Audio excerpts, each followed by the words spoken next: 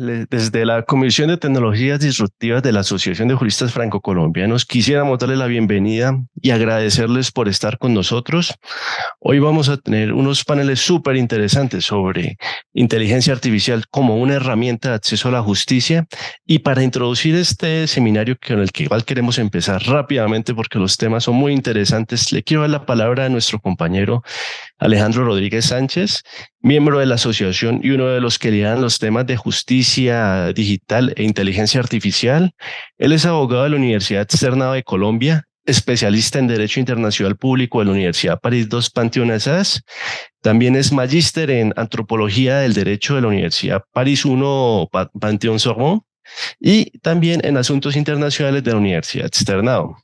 Ha trabajado en diversos cargos muy interesantes como ha trabajado en la UNESCO, fue abogado de casos emblemáticos de la Unidad de Restitución de Tierras y actualmente ocupa el cargo de profesional grado 33 en la Jurisdicción Especial para la Paz. Alejandro, por favor, le doy la palabra.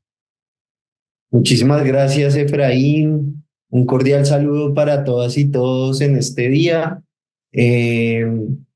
Estamos muy emocionados de poder iniciar esta interesante charla con panelistas de tan alto nivel en la Asociación de Juristas Franco-Colombianos en general y en la Comisión de Tecnologías Disruptivas en particular. Nos interesa muchísimo la cuestión de la inteligencia artificial o IA, como solemos llamarla coloquialmente, y su relación con el derecho. A pesar de no ser un tema novedoso, es indiscutible pues que en los últimos años las discusiones sobre el uso y aplicación en escenarios jurídicos han venido tomando mayor fuerza. Este evento lo estamos realizando en el marco de las Semanas de América Latina 2024, organizadas por el Ministerio de Asuntos Exteriores, si se me permite la traducción no literal, o Ministère des Affaires étrangères de Francia. Hoy tenemos unos panelistas extraordinarios, si me permiten decirlo así, con unos temas muy variados para alimentar esta discusión, desde el lado de la rama judicial, como del lado de la academia y finalmente también la visión desde el litigio estratégico. Con este panorama pensamos pues que va a ser una discusión muy enriquecedora y auguramos un muy buen panel. Quisiera darle la palabra a Miriam, copresidenta de la Asociación de Juristas Franco-Colombianos, quien en nombre de la asociación se va a dirigir a ustedes.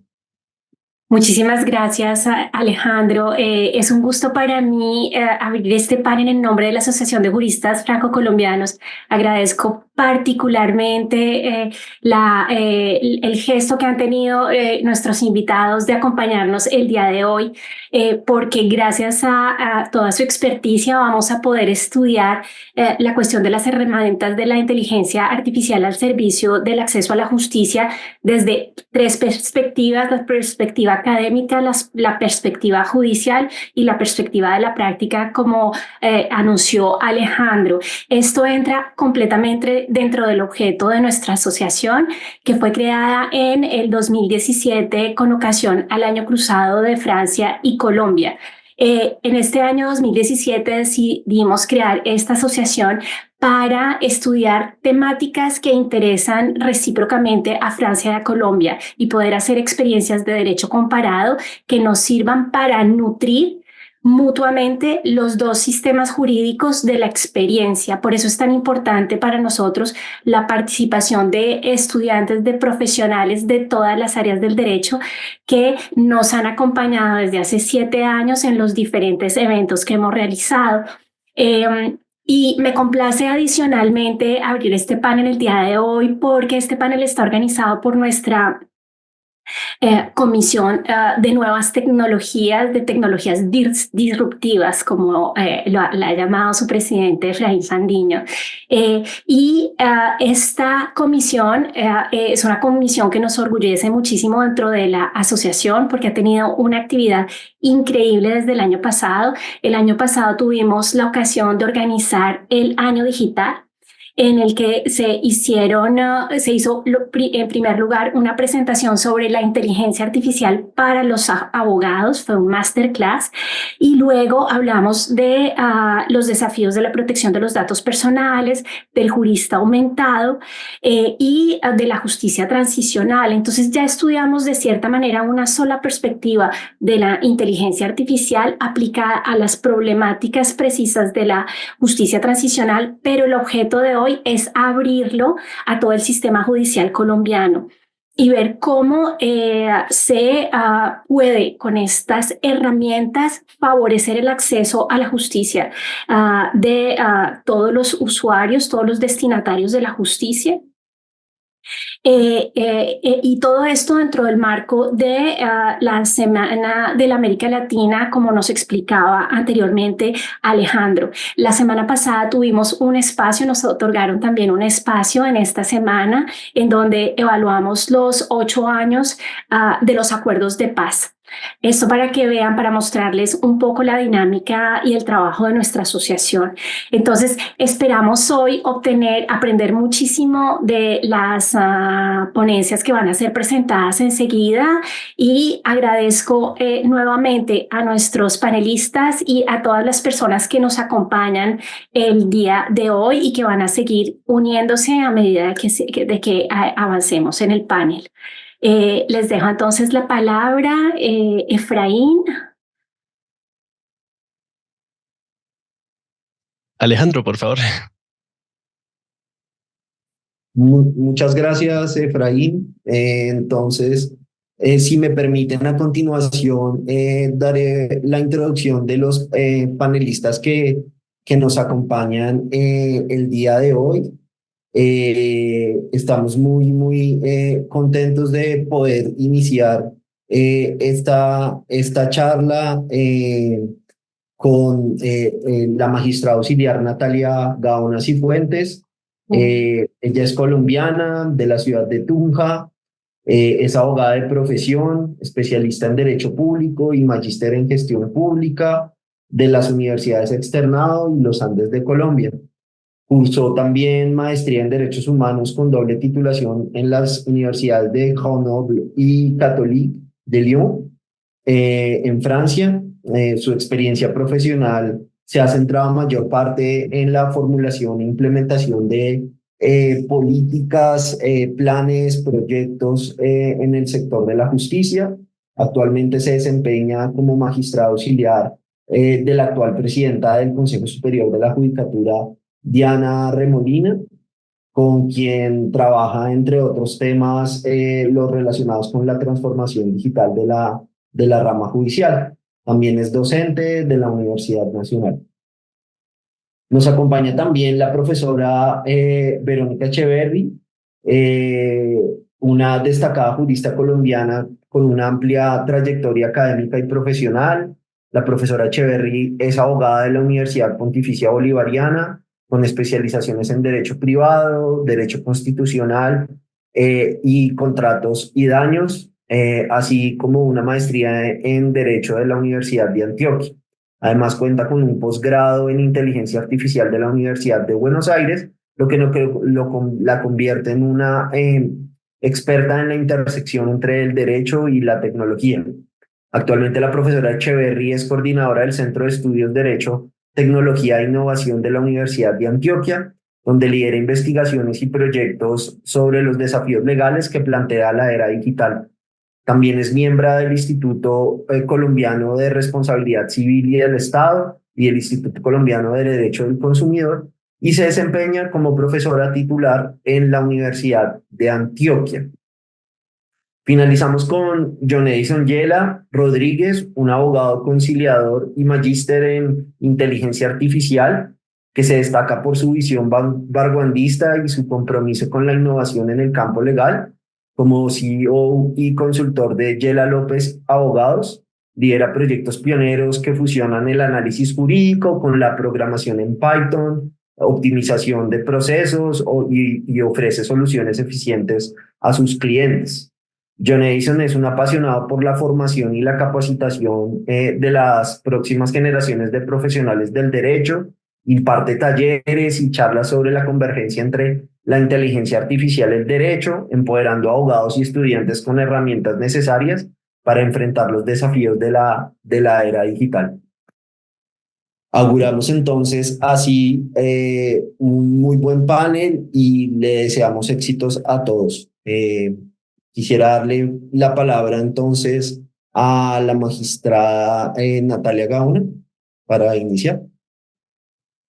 Alejandro, qué pena. Antes de iniciar, quisiera comentar de que el despacho de la magistrada Diana Alexandra Remolina es de el que está liderando en este momento todo lo que tiene que ver con la innovación en la rama judicial, con inteligencia artificial, con la digitalización.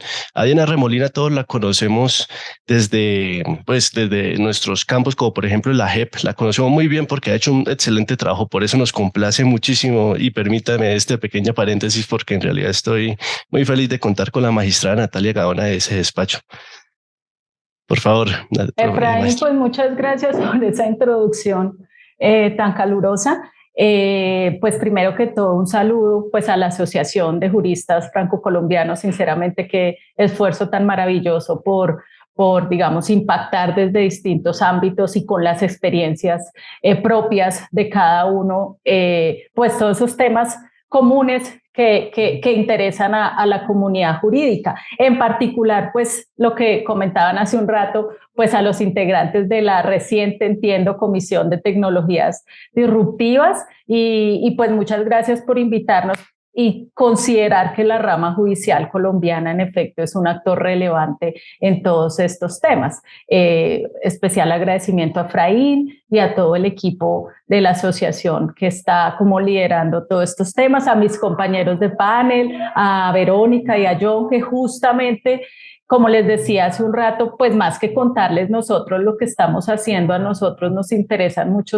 estos espacios de intercambio desde distintas perspectivas. Sabemos que la academia tiene una perspectiva muy amplia de estos temas que viene trabajando como desde el análisis académico y basado como en otras experiencias que nos ayudan a nosotros también a nutrir nuestros debates y por supuesto desde todo el ámbito legal también digamos que nos llevan como a salir un poco del discurso y a ver en la práctica afuera qué se está haciendo, que es lo que John, digamos, a diario muestra en todos los escenarios en los que él está trabajando. Y pues en general a todos los asistentes que están aquí como en este valioso espacio escuchándonos.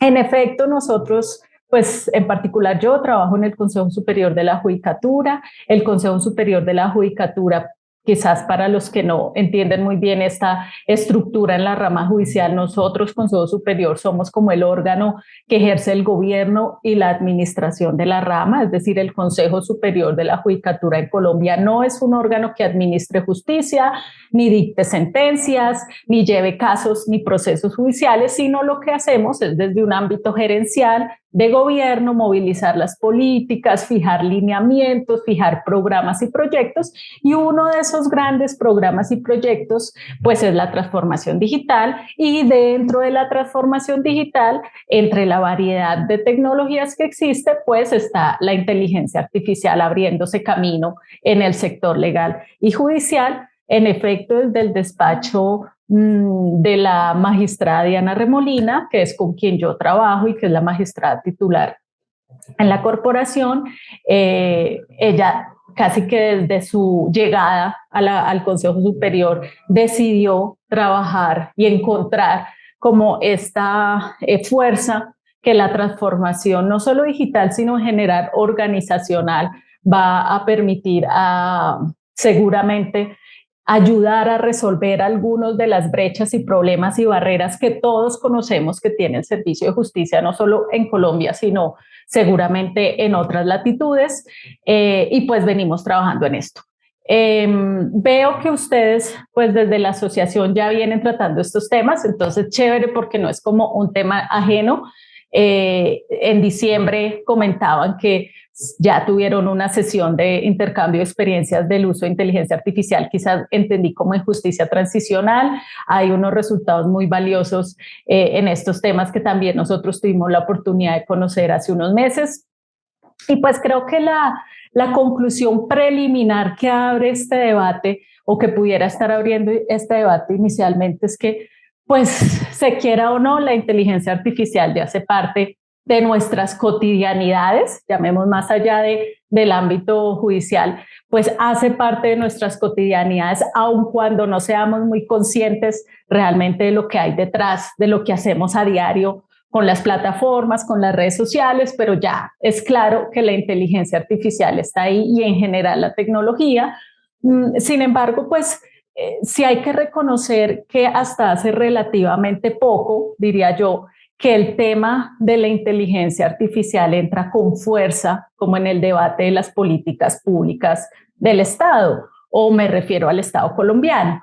¿Y por qué? Creería yo que seguramente porque el Estado y sus entidades empiezan a ser un poco más conscientes de su rol en este marco, de su rol que no es solamente un rol de consumidor de la inteligencia artificial, sino el Estado y las entidades públicas empiezan a darse cuenta que son relevantes en términos quizás de ser incluso implementadores de tecnología de inteligencia artificial para mejorar procesos, y pues también vienen siendo conscientes eventualmente de su rol como regulador en estos temas. Y pues la rama judicial en Colombia, por supuesto, no es ajena a estos debates y a estos escenarios de discusión. Nosotros venimos trabajando como bajo el enfoque de la transformación digital, digamos que es un concepto que evoluciona al de modernización tecnológica, incorporación tecnológica a transformación digital, casi que desde 2020-2021, muy apalancados de la pandemia. En ese marco, pues relativamente hace poco es que empieza el boom, llamémoslo, del debate en la rama sobre qué está pasando con la inteligencia artificial. Y yo creo que ese boom y ese debate pues obedece a que hemos tenido ciertos referentes de experiencia que seguramente ustedes han escuchado o seguramente no, aquí les contaré de algunos jueces y magistrados que en particular han hecho público en sus decisiones judiciales que están usando tecnologías de inteligencia artificial generativa, en particular ChatGPT, para ayudar en ciertos propósitos en la motivación o en la toma de decisión en esas provincias judiciales. Y quizás más allá de los debates de fondo de esto, que eso es como lo que les voy a contar más adelante, cómo se está viendo esta perspectiva, más allá de eso, digamos, lo que ha favorecido que estos operadores judiciales hayan tenido la osadía de hacer público y manifestar en sus decisiones que lo están haciendo, es que justamente nos tiene a toda la comunidad jurídica y a toda la rama judicial hablando del tema de manera mucho más abierta. Y creo que ese es un punto clave.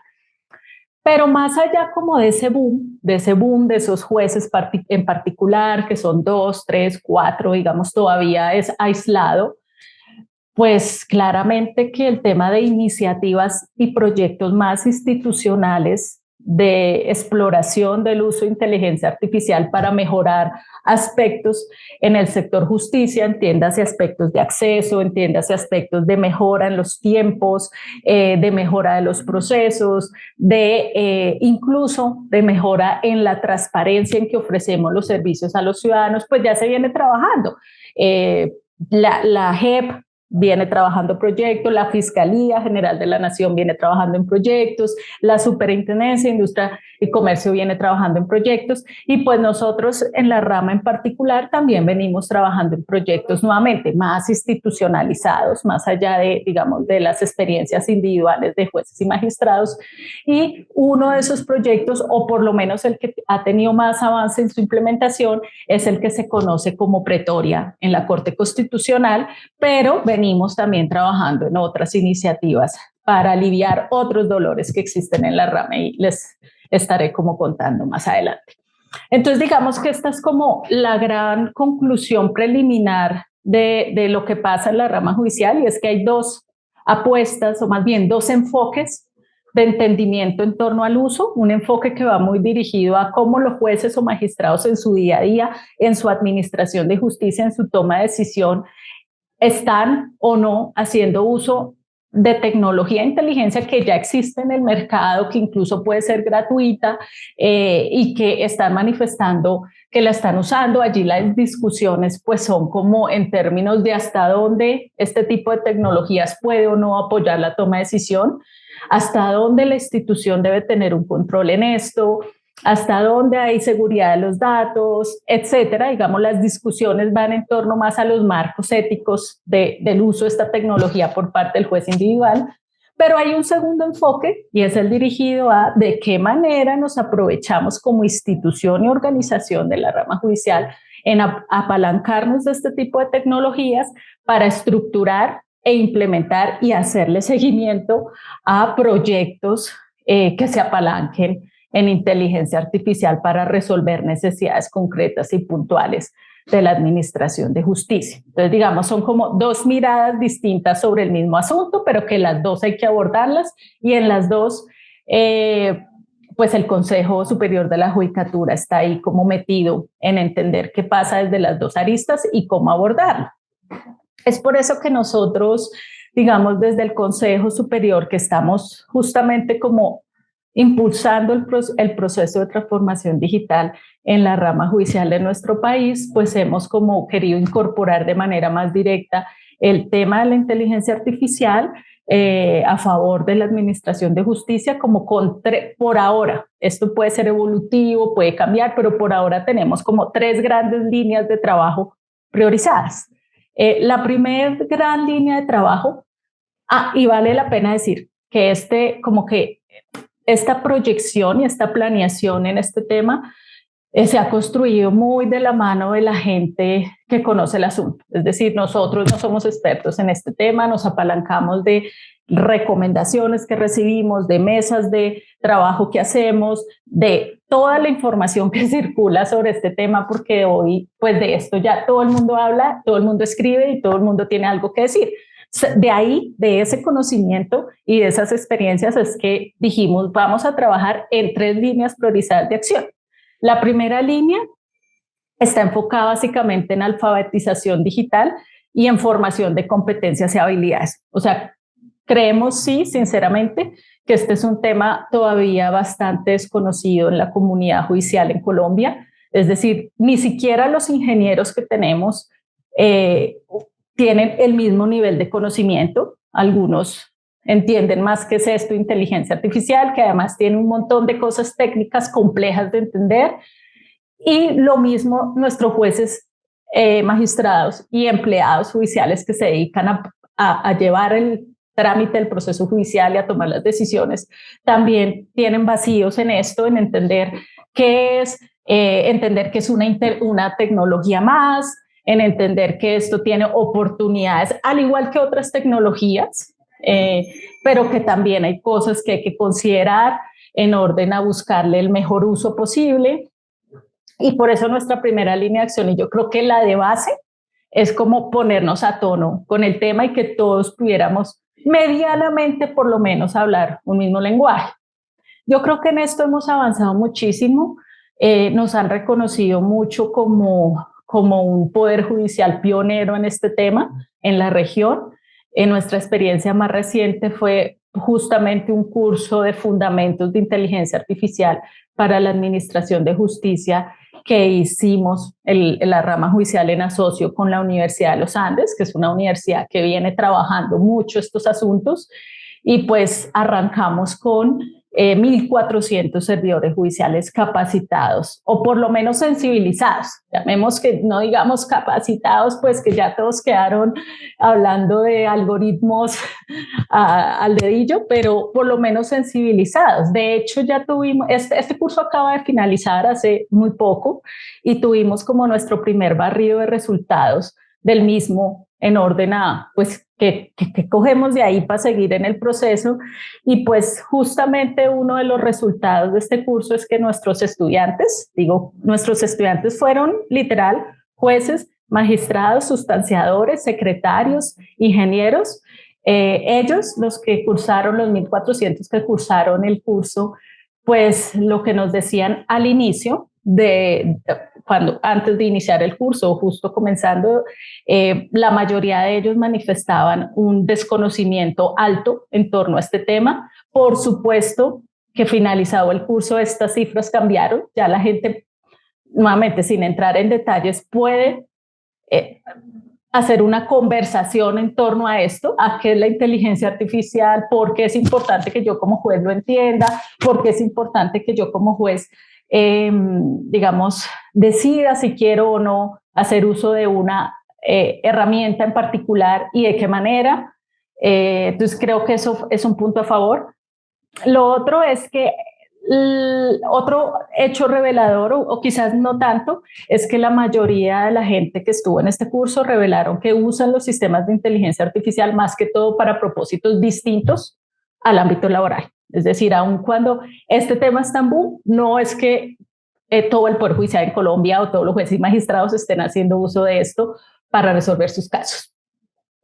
La mayoría de la gente que estuvo en este curso reconoce que hay aspectos a considerar, digamos, riesgosos en el uso de sistemas como ChatGPT o similares para la toma de decisión. Sin embargo, la mayoría reconoce que en efecto va a haber un impacto positivo en el servicio y la administración de justicia con tecnología como la de inteligencia artificial.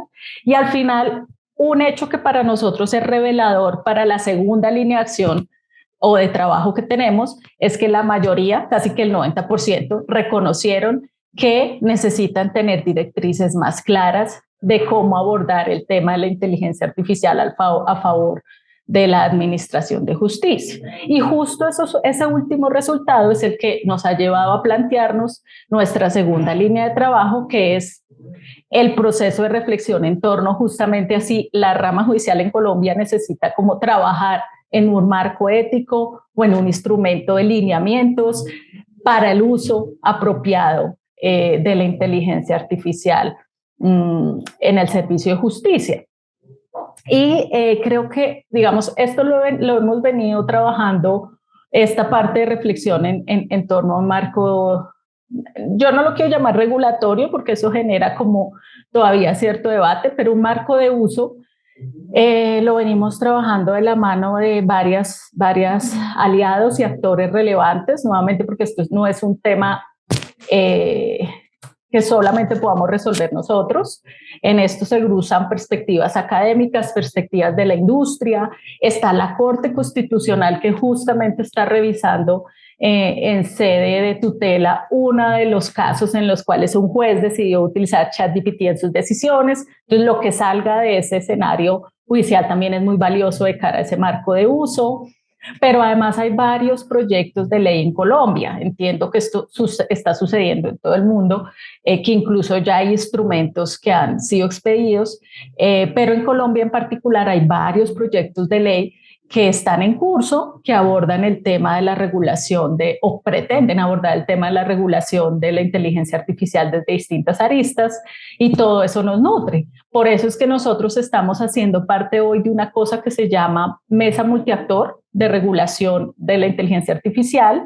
Justo ahorita el 28 de mayo hay otra mesa que busca hablar de esto, de los proyectos de ley que están en curso, una mirada como comparativa, etcétera. El tema de la justicia en el marco de esa mesa multiactor que la lidera la Universidad de los Andes y la Universidad Externada. Nosotros llevamos a cabo una primera sesión de apertura el 29 de febrero de este año, y pues allá justamente salieron como elementos fundamentales a considerar en caso de que la rama judicial decida expedir algún marco o instrumento de uso. Y pues casi que yo creo que esto seguramente Verónica y John lo hablarán en su momento, pero lo que siempre se dice es: hablemos de transparencia, de explicabilidad cuando se está usando herramientas de inteligencia artificial, qué pasa con los datos personales, hay riesgo de sesgo algorítmico y cómo mitigamos ese riesgo.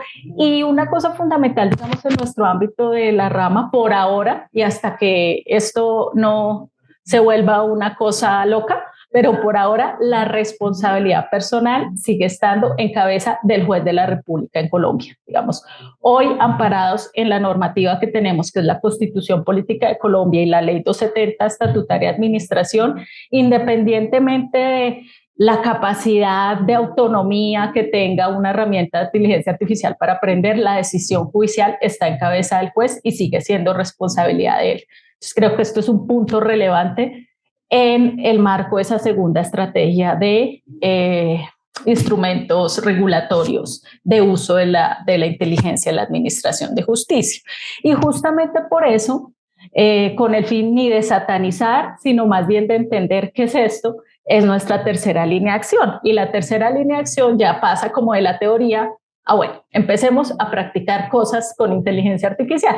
La tercera línea de acción, pues justamente es poner en práctica ciertas iniciativas o proyectos institucionales que aborden cuestiones y necesidades muy concretas de la administración de justicia y que en la medida en que se entienda cuál es el problema y cuál es el reto, podamos ver si justamente es la tecnología o no la que puede venir a ayudar, porque en todo caso, pues no es la tecnología la única que le resuelve los problemas a la justicia, pero sí es un gran aliado.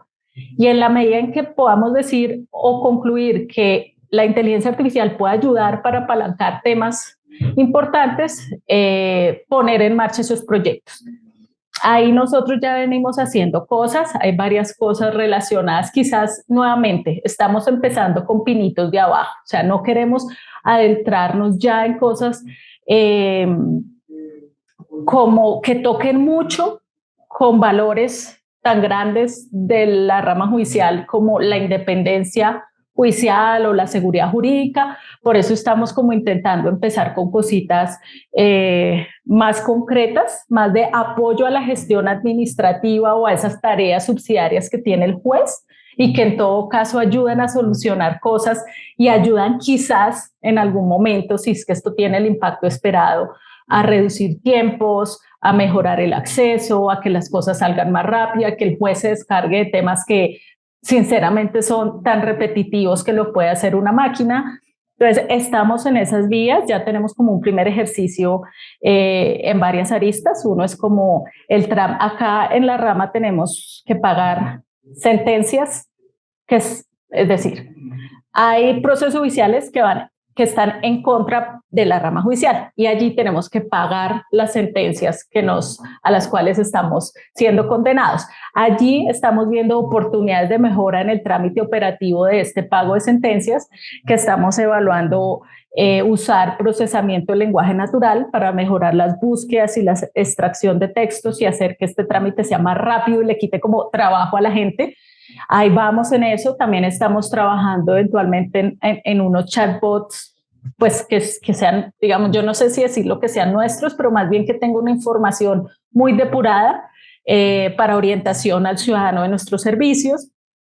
Y pues hay otros esfuerzos en temas de mejorar las búsquedas y la extracción de la información de las relatorías y la jurisprudencia. Y bueno, el que ustedes ya conocen y nuevamente que para nosotros seguirá siendo referente innegable, que es Pretoria en la Corte. Pretoria en la Corte nació ya hace algunos años, aproximadamente como en 2018, 2019, con una necesidad muy puntual y era relacionada con las acciones de tutela. Aquí las acciones de tutela, que es como esas acciones que protegen los derechos fundamentales de las personas. Es una gran cantidad de demandas las que llegan a la rama judicial en términos de tutela. Y a la Corte Constitucional, que es como el órgano que termina decidiendo si va o no a revisar algunas de esas acciones de tutela, estaban teniendo problemas operativos en torno a la revisión de la información, etc. Y a partir de ese dolor y esa necesidad concreta, se dice, necesitamos tecnología ayudando a esto, y a partir de entender eso es que llega Pretoria, evoluciona y hoy funciona y es un referente importante de apoyo a la gente en la Corte. Digamos que a veces se sobredimensiona lo que es Pretoria, pero Pretoria no es nada más que un buscador inteligente que con ciertas cosas ahí como detrás de inteligencia ayuda a categorizar y a generar patrones, que le ayuda a la gente en la Corte a ver qué es lo que quiere ver en torno a la tutela y qué está siendo relevante en el país.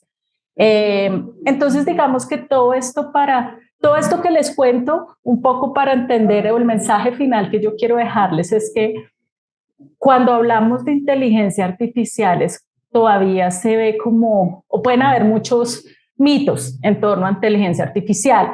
Hay cosas que se dicen pueden resolver ya, pueden resolverte mañana, hay mucho humo que se vende en torno a esto, pero también es importante entender los contextos. Digamos, la rama y la justicia en Colombia y en cualquier lugar es un servicio público amparado por digamos, con actores en juego relevantes, digamos, el ciudadano, los abogados, los jueces.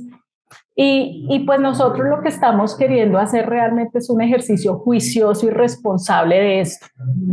Por eso es que cada vez que decimos, o cada vez que nos dicen, bueno, pero ¿qué pasa? ¿Por qué no sacan nada rápido? ¿Por qué no sale nada? Les decimos, es que esto es un ecosistema y digamos, armar acá un proyecto serio y responsable no es simplemente ir y comprar tecnología y que alguien nos diga, venga, aquí les pongo esto y mire a ver si funciona. Aquí necesitamos, primero, saber qué es lo que queremos, a qué le vamos a apuntar, cuál es la necesidad que queremos resolver. Dos, necesitamos que haya un empoderamiento de los líderes de la rama judicial y que ellos estén convencidos de que esto puede funcionar en algún punto. Además, necesitamos gente. La rama judicial se caracteriza por que su planta de personal en la gran mayoría son abogados y más o menos ingenieros de sistemas ya se están viniendo para la rama. Pero nosotros no tenemos ni analistas de datos, ni científicos de datos. Básicamente que esto se ha venido digamos, hay personas ya en estos perfiles casi que gracias a Pretoria. Pretoria logró incorporar perfiles, el Consejo Superior logra movilizar, digamos, la planta de personal para incorporar perfiles de multidisciplinariedad, pero todavía esto es escaso. Además, necesitamos datos de calidad. Claramente en la rama casi que somos como un banco de datos infinitos, pero tener la calidad de datos que requiere un buen modelo algorítmico toma tiempo. Y ese tiempo, pues es el que hay que medir y el que hay que entender desde otros ámbitos de por qué quizás acá las cosas las trabajamos con cierta cautela. Y al final, creo que otro punto relevante es el seguimiento constante. Para que esto realmente funcione y escale más allá de salir en prensa y decir yo hago inteligencia artificial, es realmente hacerle un seguimiento permanente, iterativo, que nos diga, que nos permita decir esto funciona, esto no funciona. Entonces, eso es lo que los pilotos que les conté antes nos están permitiendo medir, saber hasta dónde vamos y hasta dónde quizás es mejor ir con cautela, aprender de esto, porque nuevamente la rama judicial en Colombia no es experta en inteligencia artificial, y seguir mejorando la calidad de nuestros datos, sobre todo porque ahí tenemos un importante reto. Nuestros datos todavía en términos de calidad necesitan mucho trabajo antes de ser sometidos quizás a un modelo de aprendizaje algorítmico. Y pues todo esto es como el preámbulo de seguramente apuestas mucho más grandes y mucho más ambiciosas del uso de la inteligencia artificial en la administración de justicia en Colombia. Yo creo que quedo hasta ahí, no sé si creo que me desbordé un poquito en el tiempo, pero quería contarles bien el contexto en el momento en que estamos y súper ansiosa de escuchar a los demás panelistas. Muchas gracias.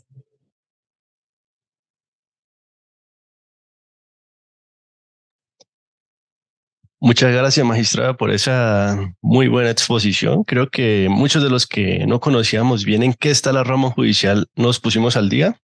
También es súper interesante ver de que la rama no se está apresurando a crear un sistema de inteligencia artificial solo por crearlo, porque como lo hablábamos en las conversaciones preliminares, eso fue lo que, por ejemplo, pasó en Francia con el famoso sistema DataJust, con el decreto de marzo del 2020, que quisieron crear un sistema de inteligencia artificial sin de verdad aterrizar cómo hacerlo, si en verdad esto era lo suficientemente complejo para poder esto aplicarse en la vida real, y por eso fue que de alguna manera no terminó dando lugar a un producto que se esté utilizando, y ahorita está mirando otras posibilidades. Muchísimas gracias, magistrada, por esa muy buena intervención. Y ahora quisiera darle la palabra a la profesora Verónica, quien nos va a hablar desde la academia sobre inteligencia artificial, sobre derecho, sobre justicia. Por favor, profesora, tenga usted la palabra.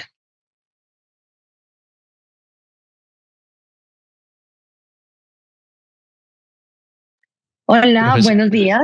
Hola, ¿me escuchan? Perfecto. Listo. ¿Y me pueden, por favor, confirmar si están viendo mi pantalla? Excelente, estamos viendo la pantalla, sí, señora. Sí, bueno, pues primero que todo darles las gracias por habernos invitado a los panelistas y a mí, al doctor José, al doctor Efraín. Muchísimas gracias. Para nosotros es un honor poder estar acá y poder tener este diálogo como tan ameno en un tema que de verdad para todos nosotros es muy inquietante, pero es muy nuevo, entre comillas. O sea, uno dice nuevo y suena charro porque pues ya llevamos varios años discutiendo sobre el tema, pero yo no sé los demás que sienten, pero hay personas con las que uno dice, vamos a hablar otra vez de este tema y es como un tema que se pone de moda, pero igual tenemos muchas personas a nuestro alrededor, estudiantes, otros abogados o personas que están en la rama que sienten que este tema está muy lejano a ellos y que esto es como si fuera otra cosa distinta. Y sobre eso se tejen muchos imaginarios. Hay imaginarios pues que siempre los discutimos en las conferencias y hay imaginarios que van como de punta a punta. Entonces, hay unos que creen que la inteligencia artificial y las nuevas tecnologías de la cuarta revolución van a llegar y nos van a hacer todo el trabajo, todo completo, y que uno va a tener alguien, que nos va a hacer los trabajos de investigación, que va a aprender por nosotros, que nos va a hacer las presentaciones, que nos va a hacer las sentencias, que nos va a hacer los alegatos, que nos va a decir todo, que va a ser el mejor de los juristas.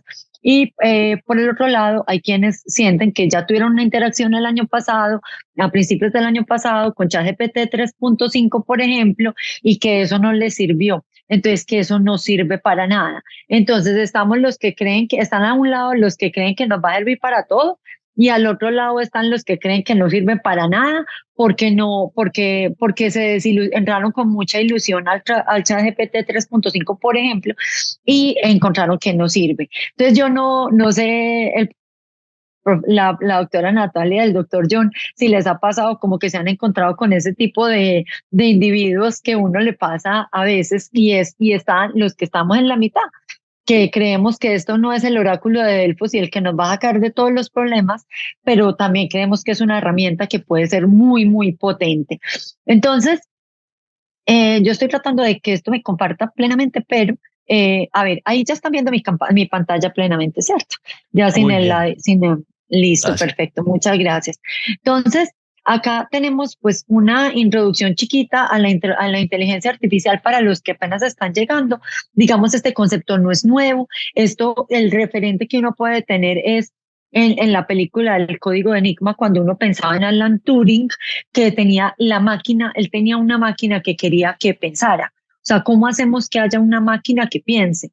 Y a partir digamos que de la máquina que se pretendía que pensara, viene todo un desarrollo, pero esto viene desde la conferencia de Dartmouth en los 50, con posterioridad a la época de Turing, tratando de construir máquinas que pensaran. Entonces viene toda la discusión acerca de qué entendemos por aprender, qué entendemos por conocer, qué aprendemos por saber, qué es inteligencia. Y esto ha tenido etapas distintas. O sea, por eso es que pasamos de las épocas de un gran optimismo a después a unas épocas de grandes decepciones. Y miren que si comparamos con lo que nos ha estado pasando con el ChatGPT, hemos tenido también un poquito de ciclos con eso. A veces uno tiene y con las otras tecnologías que nos ha pasado con la robótica, nos ha pasado con el blockchain, nos ha pasado que como que hay un momento de gran optimismo y después hay como un momento de gran decepción. Y luego eso se nivela y vamos encontrando como puntos intermedios. Esto pues, digamos como para tener un enfoque. Quiero que analicemos porque la parte que me corresponde a mí tiene que ver con el tema de inteligencia artificial en la forma en la que enseñamos y aprendemos derecho y cómo lo estamos haciendo en las facultades o qué se puede hacer. Y quiero que entendamos que este tema es un tema que se está discutiendo a nivel mundial. Tan se está discutiendo a nivel mundial que ya la UNESCO, que es este gran organismo encargado de la ciencia y la tecnología a nivel internacional, ha planteado cómo podemos desafiar las formas en las que enseñamos y en las que aprendemos todas las carreras en general y el derecho en particular. Entonces, esto no es que simplemente como que 2 o 3 por allá sentados en una oficina les digo por pensar, bien en la judicatura, bien en las facultades. Pero lo que necesitamos y que creemos que es muy importante y va conectado con lo que decía ahorita la doctora Natalia, es que lo primero que tenemos que hacer es generar habilitadores. Y ese habilitador pasa porque las personas que nos estamos formando, los que ya somos abogados y los que van a ser abogados, que partamos de la idea de que esto hay que aprenderlo y hay que conocerlo. O sea, esto no es 100% intuitivo, es muy intuitivo, pero no es 100% intuitivo.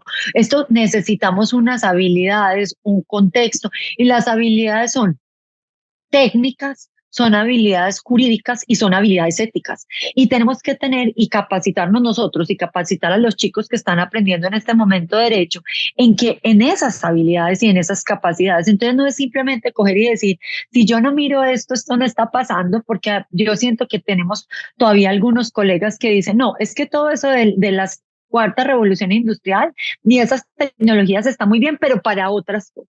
Porque el derecho sí lo vamos a dejar como lo tenemos y el derecho esto no lo va a tocar. Eso yo creo que es una visión que ya no se acompasa con el lugar en el que estamos y cómo estamos. Entonces, tenemos que saber que esto nos toca de frente. Hay gente que pregunta si esto es una ola o es un tsunami. Cierto, o sea, esto nos va a dar, pero lo que tenemos que ver es entonces cómo vamos a reaccionar frente a eso.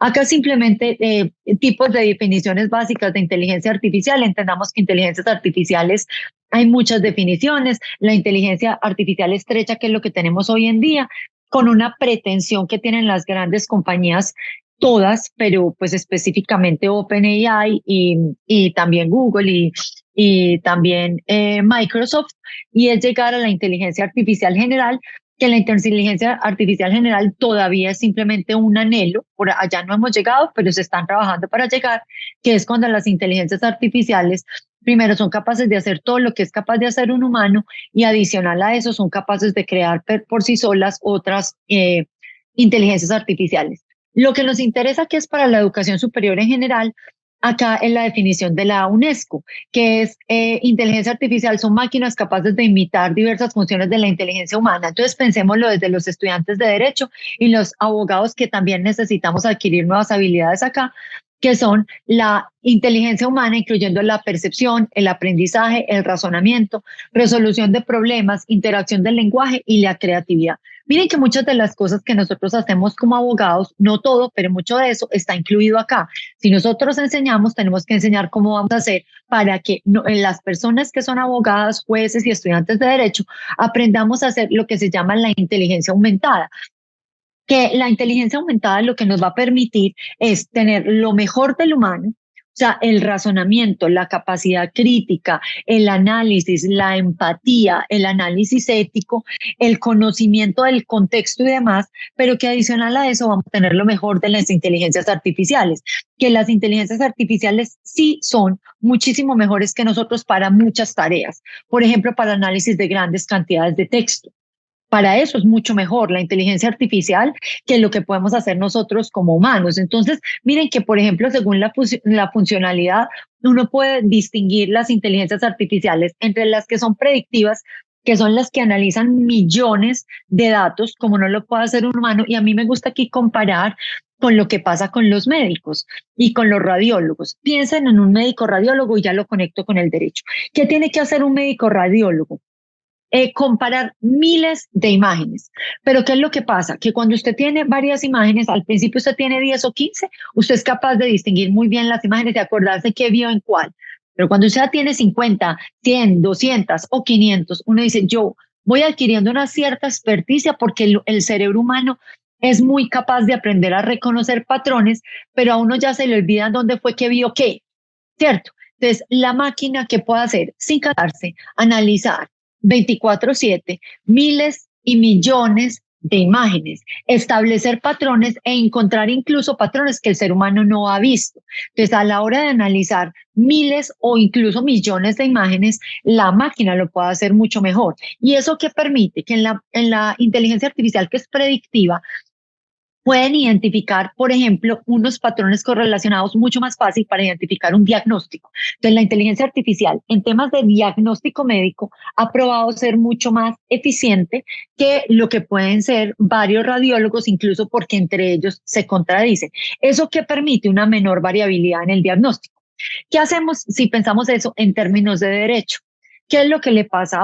¿Qué es lo que nos pasa? Cojamos las sentencias que hablaba ahorita la profesora Natalia, de las sentencias de las grandes, incluso de los tribunales de cierre. ¿Qué es lo que pasa? Primero, que son muchas, son muchísimas. Y segundo, son muy extensas. O sea, las sentencias que miren que nosotros tenemos sentencias, una sentencia de 80 páginas es una sentencia corta.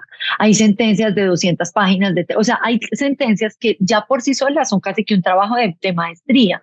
Y uno necesita conocer una línea jurídica. ¿Eso qué es? Montones de documentos. ¿Y qué le pasa a uno? Lo mismo que le pasa a los médicos radiólogos, que llega un momento en que usted ya ha visto tantos documentos que no es fácil identificar en dónde fue que vio qué cosa, porque a uno se le empiezan a trabar, porque uno no está 100% concentrado todo el tiempo y tampoco tiene ni todo el tiempo ni toda la disposición mental para analizar todo ese montón de documentos. En ese sentido, las máquinas son mejores que nosotros para poder extraer documentos, para extraer información, para hacer resúmenes, incluso análisis comparativo. Y ahí nos puede ayudar mucho la inteligencia artificial.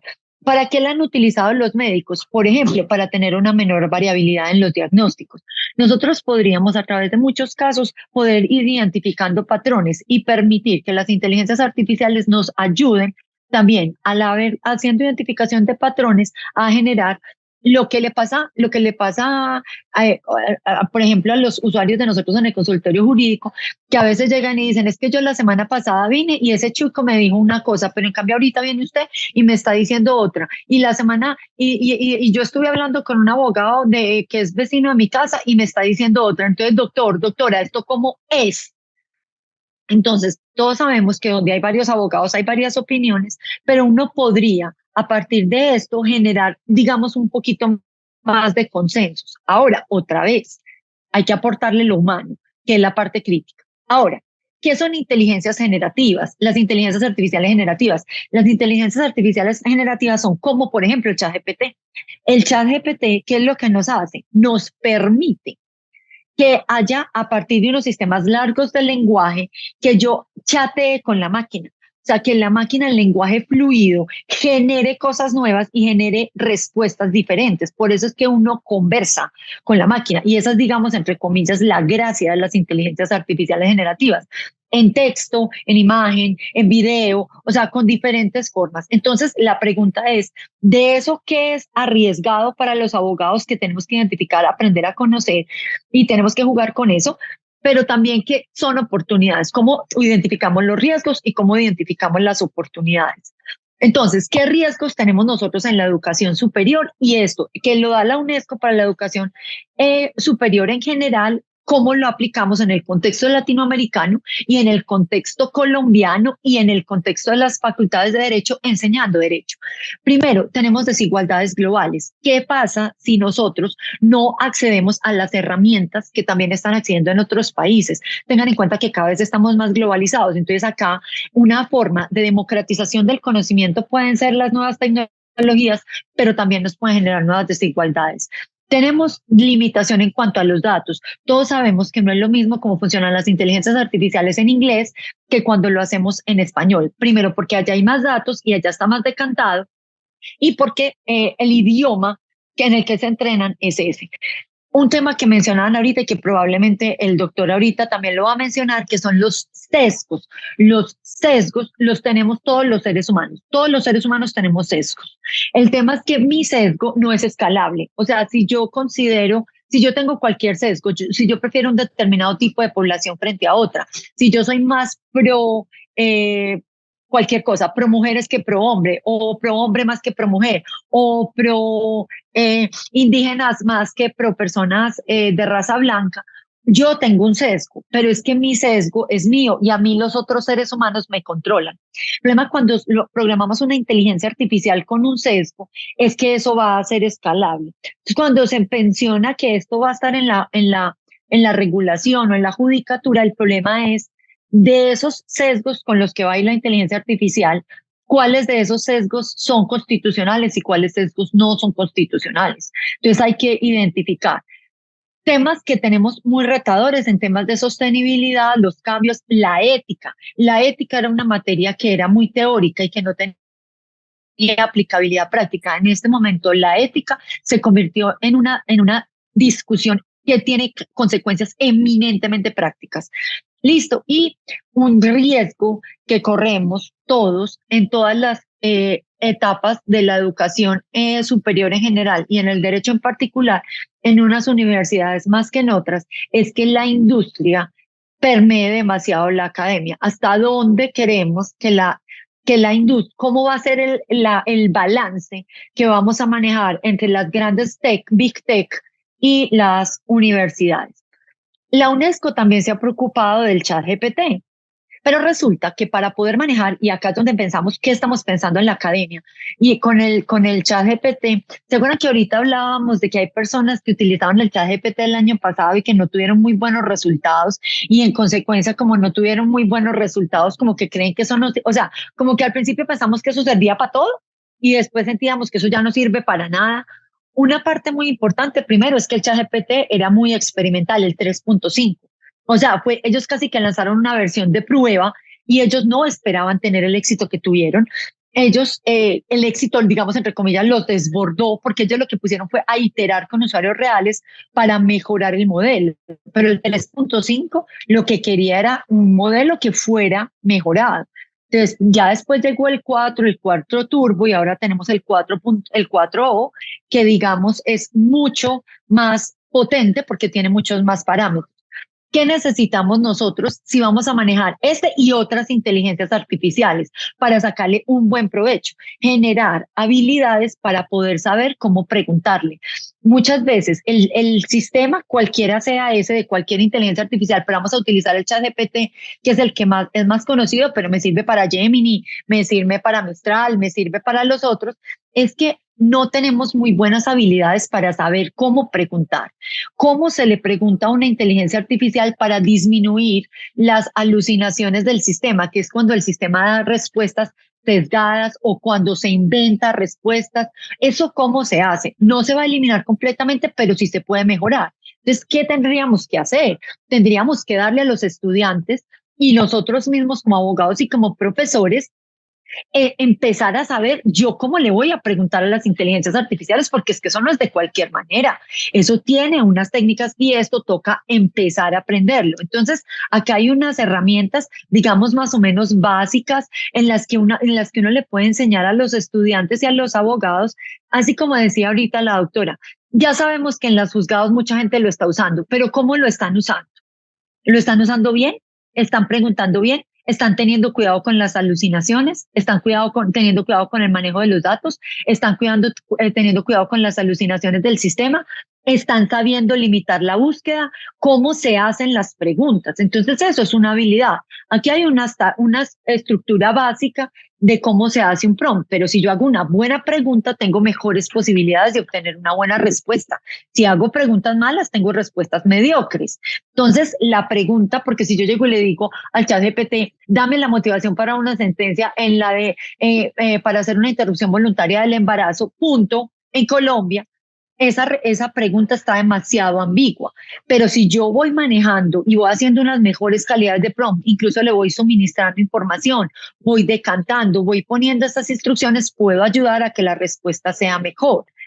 Tengo que tener mucho cuidado porque los sistemas tienen restricciones que son técnicas y que son jurídicas. El sistema del ChatGPT, por ejemplo, no es la única inteligencia artificial, ya lo he repetido, pero no sobra enfatizar sobre eso. Hasta ahora, así la última versión sea pues increíble, que fue la que lanzaron la semana pasada, del 4.0, pero ellos no tienen comprensión profunda de los temas.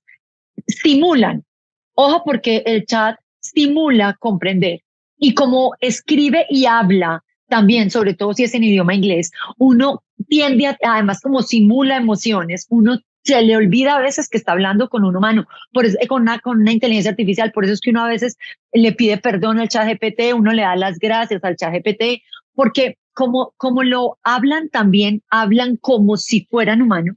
Entonces uno se le olvida que ahí no hay un otro, que no sabe interpretar sentimientos, pero que lo sabe simular. Los chats, al ser modelos grandes de lenguaje, dan respuestas que son plausibles, que no son necesariamente correctas. O sea, acá es donde se nos tienen que prender las alertas. Si uno tiene que decir, yo voy a jugar con esto, voy a trabajar con esto, pero tiene que haber un humano en control, como dice la Unión Europea. Se tiene que haber un human in the loop, un human in control. Y como decía ahorita la doctora, el juez siempre es el responsable, el abogado es el responsable, el profesor es el responsable y el estudiante que utiliza esto para investigar es el responsable. Las inteligencias artificiales tienen sensibilidad a los sesgos, tienen poca memoria, todavía son muy vulnerables a la manipulación y no tienen necesariamente información completamente actualizada. ¿Qué tenemos? La UNESCO, mire, que plantea la siguiente opción y es, mire, el chat puede ser una inteligencia artificial, puede ser un muy buen guía para la investigación universitaria, me puede servir dando opciones de respuestas, diferentes tipos de opciones, me puede servir como un oponente socrático. Por ejemplo, en el tema de enseñarle a los estudiantes, yo puedo poner a que el chat le debata las opiniones, que le diga qué documentos se necesitan, que le dé estrategias de litigio, que le dé posibles argumentos, que le dé contraargumentos, que lo ayude como un coach, que lo acompañe, que sea un tutor. Hay un montón de opciones. Acá les cuento una anécdota de una entrevista, de una conferencia que estaba dictando una ingeniera muy tesa que estuvo en Stanford, que está en Stanford, es de la Universidad de Stanford, y que estuvo en Google, y que ella estuvo en el proyecto desde 2012, que era cómo enseñarle a las máquinas a ver. Ella se llama Fei Li. Y ahí se hizo y ella ahora que está en Stanford, ella cuenta que la llamaron a preguntarle de la unidad de admisiones. Ustedes saben que Stanford es una de las grandes universidades de Estados Unidos que tiene muchos estudiantes que quieren ir. Entonces le preguntaron, doctora, ¿qué hacemos con las personas que se presentan al examen de admisión y en el examen, en los ensayos que presentan para el examen de admisión, utilizan inteligencias artificiales? ¿Eso los descarta por tramposos o no los descarta? Porque ellos no están haciendo completamente el ensayo, sino que se están asistiendo. ¿Eso es una falla ética y en consecuencia da negación de la admisión o qué se hace? O sea, ¿qué hacemos hoy cuando un estudiante utiliza las herramientas de inteligencia artificial? ¿Qué podemos hacer con eso? O sea, entonces ella se fue pensando y lo debatió y se quedó pensando y lo habló con el hijo y el hijo le decía, mami, y si más bien lo que hacen es que a Stanford dejen entrar los estudiantes que utilizaron mejor la herramienta de inteligencia artificial. ¿Qué vamos a hacer, por ejemplo, en la investigación? Mire con esto. Cuando yo tengo un estudiante de pregrado que está haciendo un trabajo y ellos, porque lo están haciendo, y lo hacen y dicen, yo voy a utilizar la inteligencia artificial en mi trabajo de grado o para presentar un trabajo en la materia.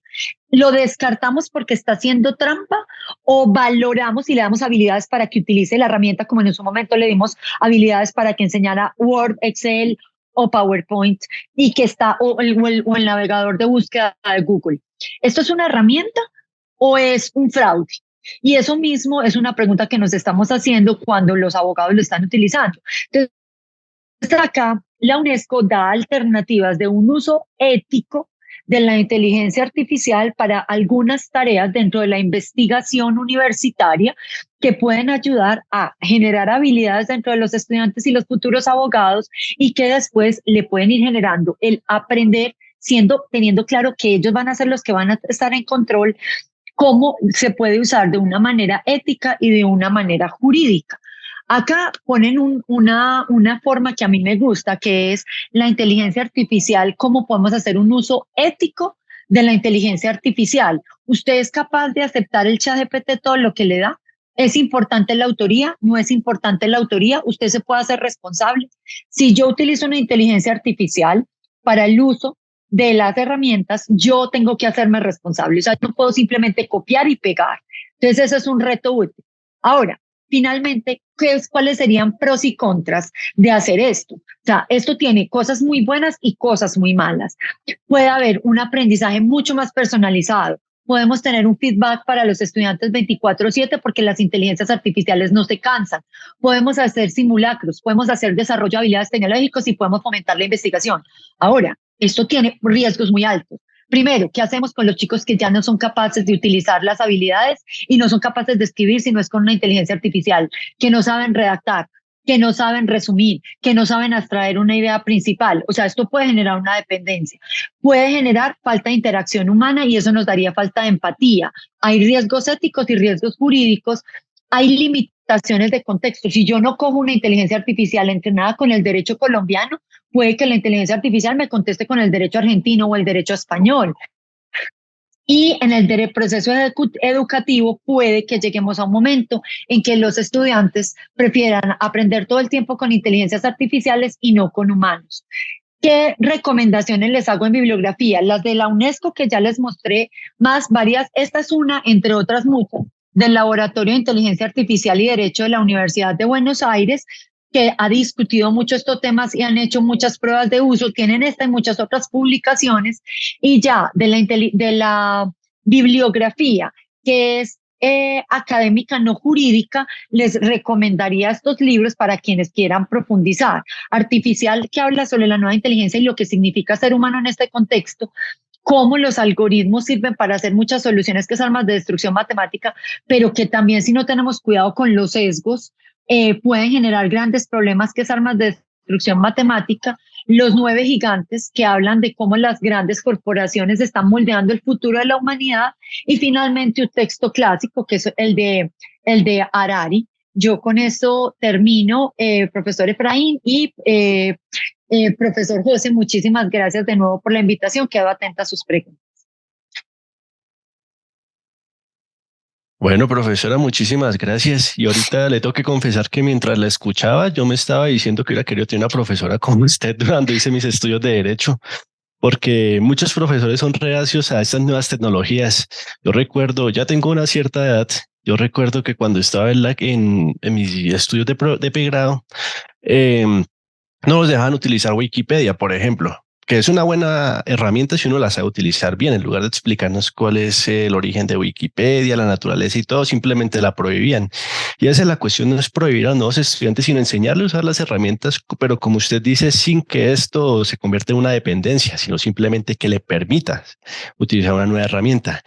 Y eso nos permite terminar justamente con John, porque yo recuerdo que cuando inicié mis estudios de doctorado sobre inteligencia artificial, derecho, por allá en 2017, muchos leíamos sobre ella y nos preguntábamos, bueno, ¿y que esto cómo se come, cómo se materializa? En ese momento habían muy grandes avances, pero estábamos muy lejos de lo que tenemos hoy. Y con John existe una particularidad, y es que él hace sus algoritmos para su trabajo, como lo va a mostrar en la próxima intervención, y me parece súper interesante tenerlo para que veamos de alguna manera cómo es que se come eso que llamamos inteligencia artificial. John, por favor, tenga la palabra. Bienvenido. Vale, muchísimas gracias. Gracias por esas intervenciones, la verdad, tan espectaculares, muy buenas, que lo ponen a uno realmente a pensar sobre el marco ético y técnico de todas estas nuevas revoluciones industriales y jurídicas que se presentan. Como le decía Efraín, efectivamente, pues yo he venido trabajando algún tiempo ya con algoritmos aplicados directamente a inteligencia artificial. Vamos a ver un ejemplo pequeñito por acá. ¿Ven mi pantalla? Perfecto, Sí. le estamos viendo todos. Vale, mío, gracias. Entonces, ¿qué es lo que vamos a ver nosotros acá o qué vamos a estar mirando? La inteligencia artificial, ¿para qué nos va a servir a nosotros en el ámbito jurídico y en la aplicación como tal? Perdón, minimizo yo aquí una cosa. Ok. Entonces, estamos hablando que la inteligencia artificial desde lo teórico viene precisamente revolucionando todo lo que es la práctica y la jurídica, ya que nuestra profesión, tanto como litigantes como de despachos judiciales, tiene mucho componente de lo que son tareas repetitivas, tenemos que analizar muchos documentos y tenemos que también de alguna manera predecir qué es lo que va a suceder. En muchas ocasiones cuando uno está desde la rama, empieza a mirar uno una demanda y uno dice ya, ok, ya va mirando uno hacia adelante y dice, ya sé por dónde es el camino. Eso es lo que llamamos predicción. Es lo que se pretende también igualmente con las inteligencias artificiales. Con estas inteligencias artificiales también pretendemos automatizar la redacción de contratos, la gestión de casos, reducir significativamente el tiempo que nos puede llegar a utilizar nosotros o que podemos llegar a utilizar nosotros precisamente redactando una demanda o analizando la misma, bien sea desde un lado o desde el otro. Y finalmente, realizar modelos predictivos basados en inteligencia artificial para que ayuden a prever esos resultados del litigio, ofreciendo a nosotros los abogados y a todo el marco general del derecho una ventaja estratégica en la toma de decisiones. Miremos esto un poquitico desde la práctica, cómo vendría a funcionar. Nosotros tenemos un proceso en la rama judicial que puede ser en la admisión de la demanda. Entonces, hablamos primero de nosotros, del campo nuestro como litigantes, de la elaboración de esa demanda, la redacción de la demanda, y ya cuando tenemos nosotros todo ese compendio hecho, pues lo pasamos a rama judicial o un juzgado para que precisamente ellos se encarguen de revisar la demanda, sus requisitos formales, y una vez hagan esa revisión, entonces procedan a hacer el auto que admite, inadmite o rechaza esa demanda. Aquí es donde entonces empezamos nosotros a cuestionarnos, o más bien a preguntarnos respecto de cuánto tiempo nosotros vamos a invertir a esa situación. Hablemos, por ejemplo, aquí en Colombia, respecto de lo que son las solicitudes de conciliación administrativa que se presentan regularmente en la Procuraduría General de la Nación. A todos y cada uno de los que nos encontramos acá en estos momentos, digamos, internamente vamos a contestar nosotros las siguientes preguntas. ¿Cuánto tiempo le tomaría a usted leer una solicitud de conciliación o una demanda? Una sola. Y bien lo decía la doctora anterior. Si las sentencias son de 80 páginas, en muchas ocasiones nuestras demandas también a veces son igual o superiores en eso. Entonces, ¿cuánto tiempo nos toma leerlas? ¿Cuánto tiempo nos tomaría clasificar esa demanda y decir si cumple o no cumple con la formalidad de la admisión? ¿Y cuánto tiempo nos va a tomar a nosotros hacer el auto que admite o rechace o inadmita esa demanda?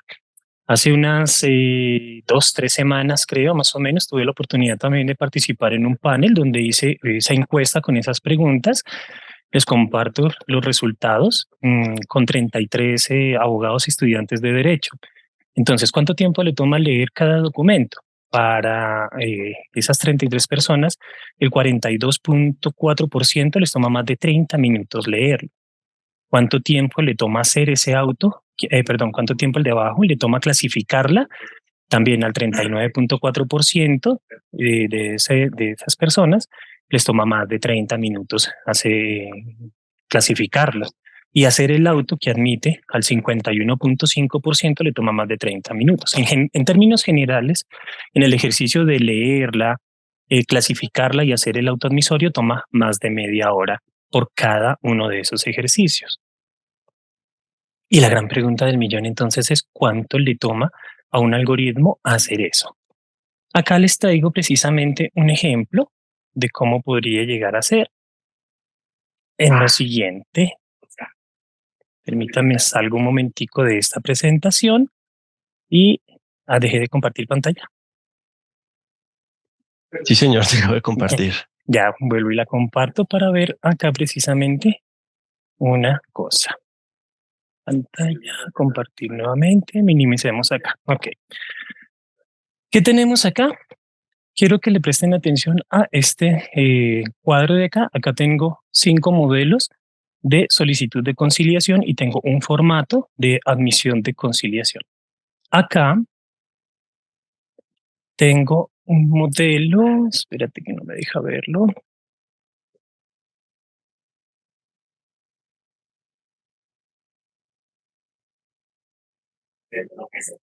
Ahí está.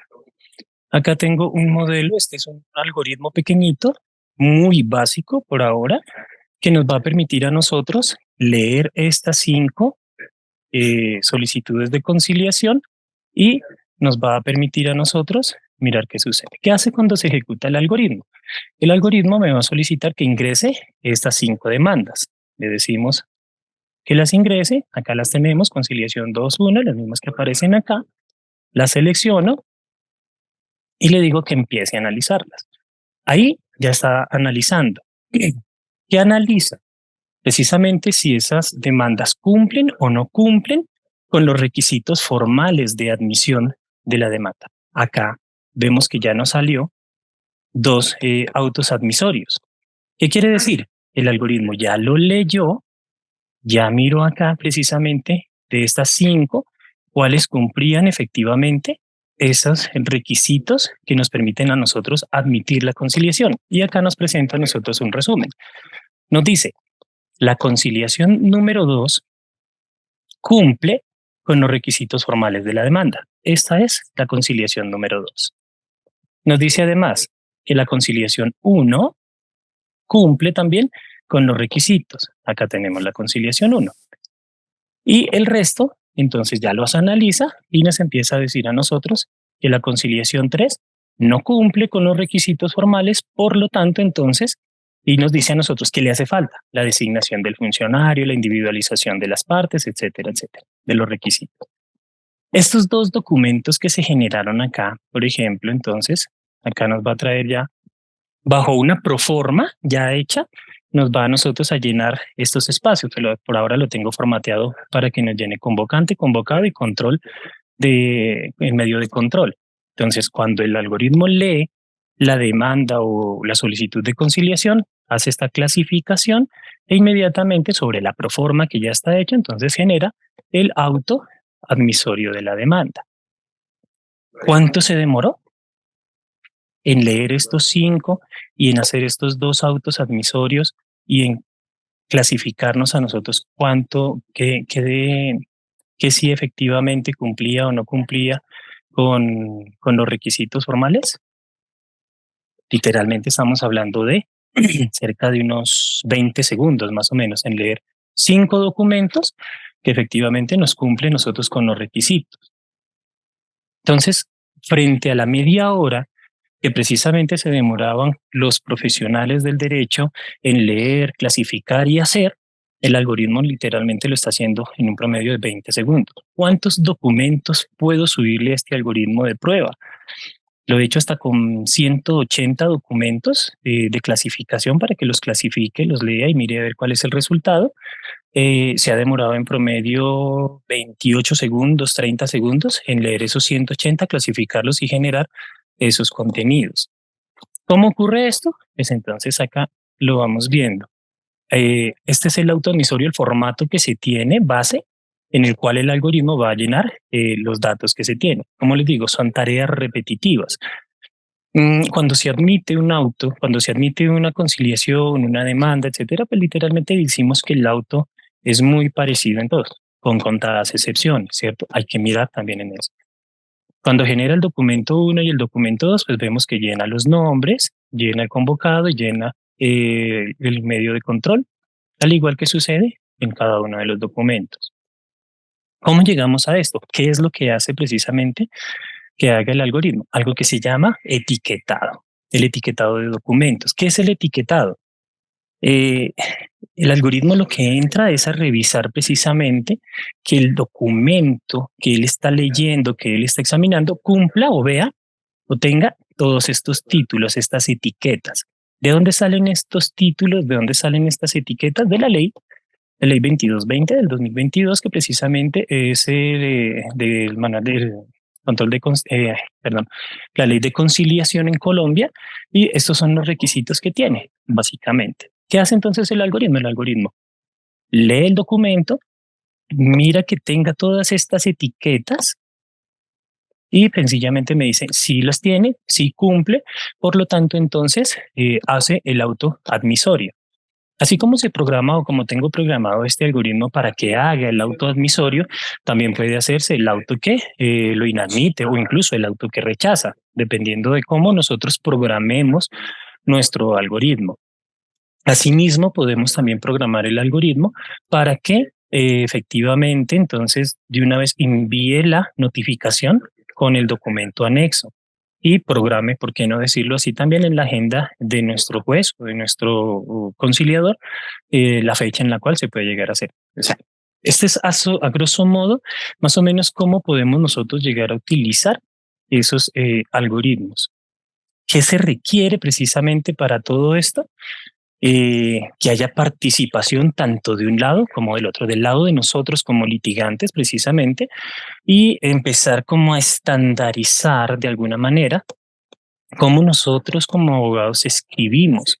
Porque si bien es cierto, nosotros tenemos esas etiquetas que aparecen ahí en la ley, no todos realmente lo cumplimos, le cambiamos el nombre, le cambiamos, bueno, acá no importa el orden porque el algoritmo revisa independientemente el orden que tenga, pero entonces es cambiar nombres, no me gusta cómo es esta redacción, entonces yo le pongo este otro título, etcétera, etcétera. Entonces, tenemos que empezar primero por nosotros como abogados litigantes, también mirando a ver cómo colaboramos con la Administración de Justicia, porque sí exigimos de ella prontitud, pero no, en muchas ocasiones nosotros no colaboramos tampoco en eso.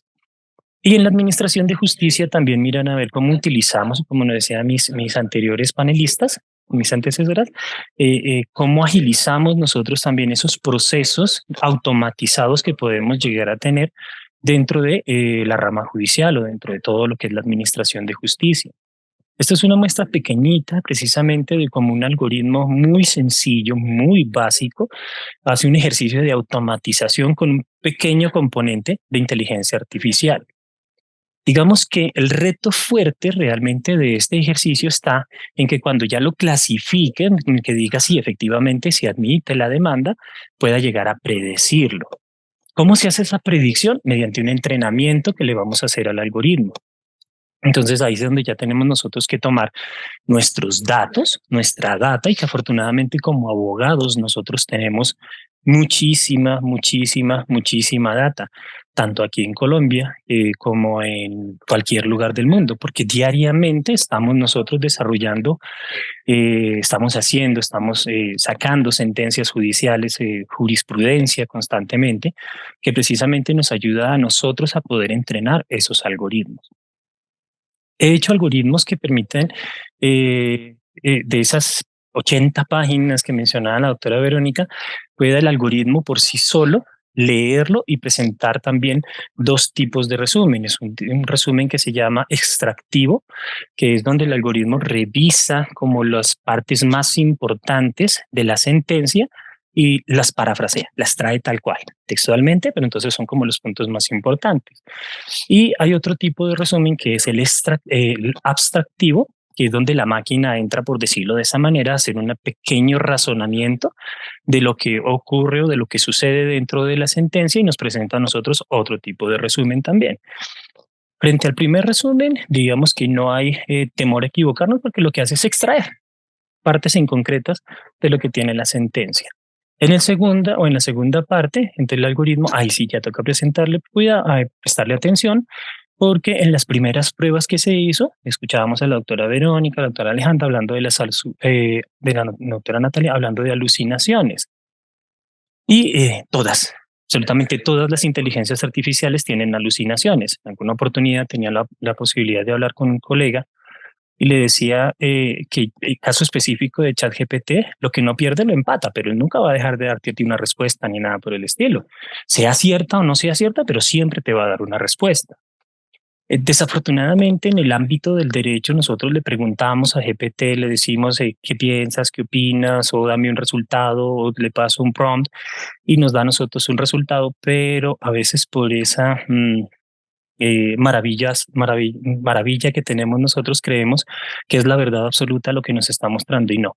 Ahí sí es cierto que es responsabilidad nuestra, de cada uno de nosotros, ese control humano que hablaba la doctora Verónica, de verificar que efectivamente la inteligencia artificial no alucine. En mis prácticas, cuando empecé a utilizar específicamente la API de ChatGPT, no específicamente ChatGPT como el modelo que se tiene actualmente, sino tomar como el algoritmo entrenado que ellos tienen y entrenarlo con alguna data de la Corte Constitucional que he venido trabajando con ella. Entonces empiezo a preguntarle respecto de algunos temas. Y es curioso, la inteligencia artificial es como un niño pequeño, hay que enseñarle primero cómo realmente quiero que funcione. Porque sí, se equivoca, y al principio le decía yo a mis familiares, mi esposa y mis hijos, les decía, ya mi algoritmo dice papá y mamá, porque ya está empezando a dar razonadamente algunas respuestas. Pero entonces eso es un entrenamiento continuo, constante, continuo, constante, continuo, constante, y a base de premio y castigo, porque eso es lo que se le hace a un algoritmo, premiarlo y castigarlo, donde precisamente si me da una respuesta positiva, pues lo premio, pero si me da una respuesta que no es muy acorde, que presenta alucinaciones, pues entonces la castigo. Y sobre eso es que el algoritmo entonces empieza precisamente a aprender. Se utiliza o tuve la experiencia de utilizar precisamente algoritmos generativos para que precisamente generar las demandas o generar todos los documentos jurídicos que personalmente hago. Tuve la curiosidad en alguna de preguntarle a una persona de la rama judicial, decía, si yo te presento a ti este documento, la demanda, y yo te digo que el 80% de eso está redactado por una inteligencia artificial, ¿tú qué me dirías? A mí lo que me interesa realmente es quién lo firma, porque él es el directamente responsable de todo lo que tú me estás mostrando en ese documento. Yo no tengo, pues igual, y también entonces tener como esa falta de regulación todavía en estos campos hace que precisamente podamos nosotros hasta el momento llegar a generar documentos de texto jurídicos ya con algoritmos entrenados con textos jurídicos para poder llegar a presentar demandas. Mi preocupación realmente cuando leo acá en Colombia de los 7 documentos o proyectos de ley que pretenden regular la inteligencia artificial, me pregunto cuando me digan a mí que yo tengo la obligación de decir que eso lo hizo una inteligencia artificial y digo, bueno, sí, esta parte la hizo IA, esta parte la hizo un algoritmo, esta otra parte la hizo. ¿Cuál va a ser la reacción del juez? ¿Cómo va a contrarrestarlo? Bueno, son muchas cuestiones que de pronto se pueden llegar a presentar en todo este camino que apenas lo estamos empezando a construir, apenas estamos construyendo algoritmos que nos permiten a nosotros agilizar un poquito esas tareas mecánicas que tenemos, automatizadas que tenemos también en el derecho, que son muchas, y estamos entonces ahora también en el campo de entrenar algoritmos para que nos puedan a nosotros llegar a predecir sentencias, o en el caso mío que me ayuden a redactar precisamente demandas y automatizar también demandas. Entonces, pues mi intervención sí realmente era como un poquito más corta, un poquito más práctica, referente a cómo se utiliza o cómo utilizamos en Yela López Abogados estos algoritmos para agilizar nuestro trabajo, mejorar también un poco nuestro trabajo, optimizar también mucho los tiempos que tenemos. Constantemente entonces estamos acá también en entrenamiento de algoritmos que no es sencillo, tampoco es económico. Entonces, estamos en ese camino, mi doctor Efraín, mis queridos panelistas. Quedo ya a disposición de ustedes. Muchísimas gracias, John. Qué interesante esa aproximación en el campo del litigio, de la práctica jurídica. Digamos, como un abogado en el mundo real se enfrenta y hace uso de estas herramientas. Me parece que acá también estamos hablando de un tema de optimizar procesos. Creo que hacia allá también le apunta la institucionalidad desde Pretoria y desde la rama judicial en general. Y también lo conecto con el tema académico, porque creo que también lo importante es saber cómo se formulan las preguntas, ¿no? Formular preguntas y hacer las preguntas adecuadas.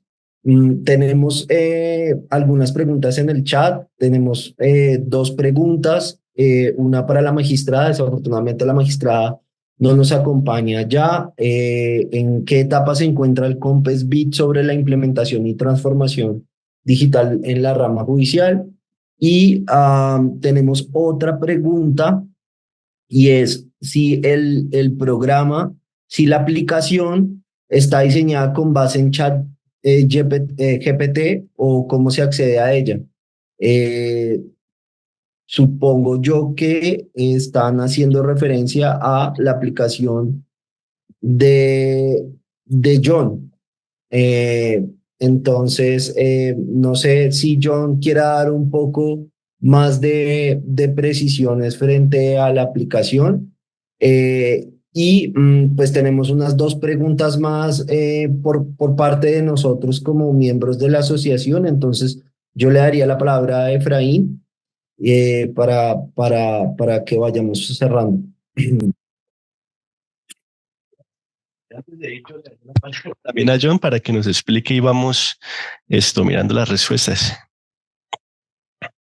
Vale, ok, gracias. Vuelvo a compartir pantalla. Les comparto entonces ahora código fuente. No, ese no es. Le comparto más bien la pantalla y con eso lo proyecto ahorita. Acá.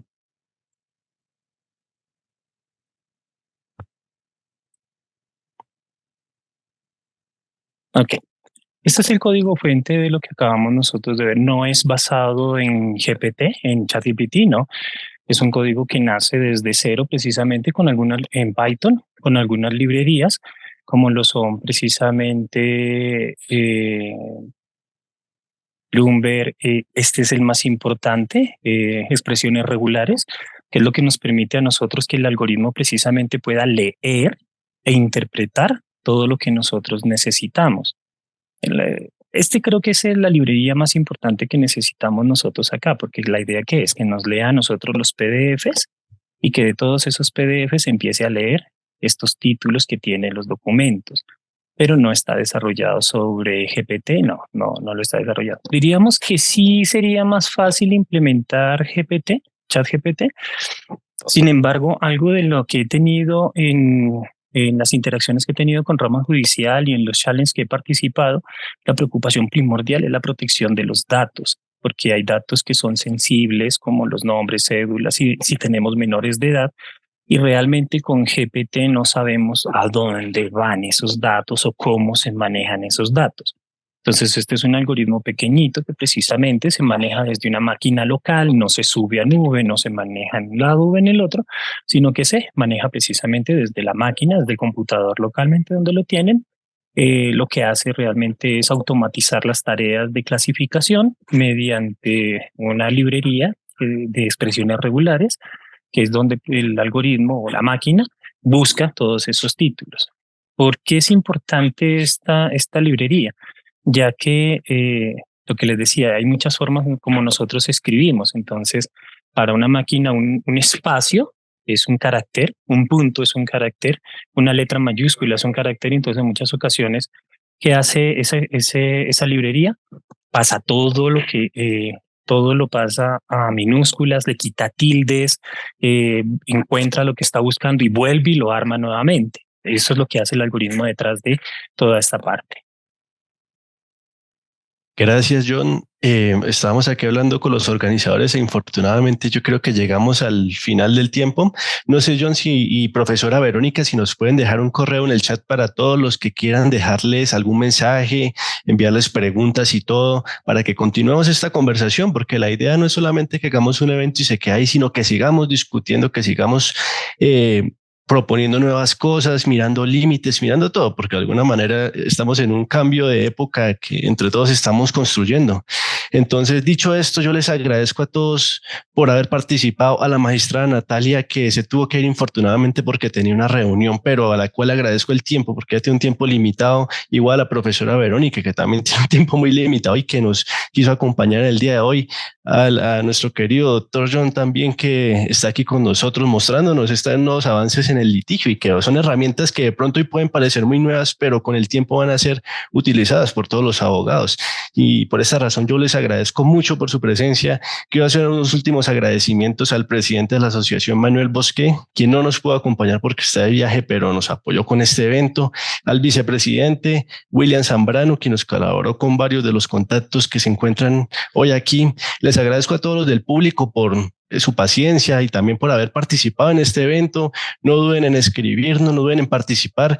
Y finalmente, simplemente quiero decirles que en el chat dejamos el link de inscripción para el próximo evento sobre datos personales, sobre sanciones y datos personales, que es un tema muy importante para todos los que estamos en el sector, invitadísimos a participar. Y para cerrar este evento, le doy la palabra a José del Carmen Ortega, quien es un miembro superactivo de la asociación, que va a hacer las palabras de cierre. Voy a presentarlo rápidamente. José del Carmen es abogado de la Universidad del Rosario, doctor en Derecho Constitucional de la Universidad París II Panteón Assas. Ha sido asesor de la Asamblea Nacional Constituyente del 91 y agente de Colombia ante la Corte Interamericana de Derechos Humanos. Actualmente es profesor de la Universidad de AFIT de Medellín y es miembro fundador de esta asociación que nos convoca hoy, la Asociación de Juristas Franco-Colombianos. José del Carmen, tenga usted la palabra para las palabras de conclusión. Gracias. Muchas gracias, Efraín. Simplemente resumir en pocas frases las intervenciones principales con un comentario valorativo, inevitablemente. Lo primero es una prevención que nos hizo la magistrada Natalia de estar muy precavidos ante los vendedores de humo que hacen soñar con paradigmas o con embelecos, entelequias completas de lo que pueda ser prácticamente una lámpara de Aladino, y resulta que la inteligencia artificial no es la lámpara de Aladino. También celebrar, esto es una valoración, la gradualidad y la prudencia con que la rama judicial, el Consejo de la Judicatura, está adoptando sus decisiones tanto para utilizar herramientas como para crear herramientas digitales y posteriormente para regular la utilización pública de herramientas digitales con inteligencia artificial. De la intervención de la profesora Verónica, resaltar la necesidad de todos los juristas de adquirir habilidades informáticas específicas para lograr hacernos juristas aumentados. John Dela es un colega que ya evidentemente está en esa fase más evolucionada de nuestra especie profesional, un jurista aumentado con una inteligencia que realiza una simbiosis entre herramientas numéricas y el criterio humano. Como dijo la profesora Verónica, todos tenemos sesgos, se trata de equilibrarlos y se trata de explicitarlos y de lograr transparencia, lo mismo que unos estándares éticos satisfactorios. Importante para el uso de la inteligencia artificial, una competencia muy básica, saber preguntarle a una inteligencia artificial, tener un legal prompt adecuado para buscar la información que lo construye uno artesanalmente. Y también tener conciencia de los riesgos y los límites de la inteligencia artificial. Y evidentemente estamos llegando a una nueva generación de abogados, yo diría casi que una nueva especie de abogados por la manera como van trabajando, que corren el riesgo de amplificar los riesgos que ellos puedan tener en su propia mente, lo cual es legítimo, es la propia identidad de cada persona, con unos datos que le transfieren para el entrenamiento a las inteligencias artificiales, y esto pues puede llevar a decisiones injustas o discriminatorias. También otra advertencia ética es la privacidad, las exigencias de privacidad y confidencialidad, puesto que en la gestión de grandes volúmenes de información puede haber datos sensibles que se van filtrando y que los agentes comerciales de las empresas consideran como un gran valor, como un gran tesoro a monetizar, y sin embargo pues se van llevando de calle derechos fundamentales de las personas o información que puede conllevarle perjuicios, conllevarle desventajas o discriminaciones. Es importante implementar protocolos robustos de seguridad y corregir permanentemente la práctica de la gestión de datos para lograr, pienso que dos criterios básicos: transparencia y explicabilidad. Poder explicar por qué se tomó una decisión, por qué se envió tal paquete de datos a tal destinatario. Me parece que esa explicabilidad tendrá que ser valorada judicialmente en su momento y por lo pronto pues los abogados tenemos que estar advertidos de que tendremos que dar explicaciones de qué autorizaciones teníamos y de qué uso hicimos de la información que nos confiaron. Muy bien, de esa manera, pues yo pienso que el balance de la inteligencia artificial es una aceleración de la producción jurídica, de la eficacia profesional de los trabajos que tenemos a nuestro cargo los abogados, bien sea en consultoría, en litigio, en conciliación, en judicatura, y que evidentemente la calidad del trabajo jurídico no solamente ganará en tiempos abreviados, sino también en calidad, porque se va a acelerar la reflexión jurídica, la especulación, como ese panorama de reflexión crítica, autocrítica, espejos sobre una versión, argumentos contra argumentos. Todo eso nos conllevará una aceleración de la doctrina y de la jurisprudencia, que es nuestra fuente de información y nuestra materia de trabajo. Bueno, con esta intervención de José del Carmen, que trae a colación muchos de los puntos importantes, damos por cerrado este evento. Muchas gracias a todos por haber participado, de nuevo a los panelistas, a los organizadores, a Alejandro Rodríguez, a José del Carmen Ortega, quien durante estas últimas semanas han colaborado mucho con la realización de este evento. Gracias a todos, a Miriam por participar, profesora Verónica, John, magistrada Natalia, que no está, pero de pronto nos puede ver por el replay. Muchísimas gracias a todos y los esperamos en el próximo evento. No olviden, 31 de mayo, datos personales, sanciones y cumplimiento. Gracias.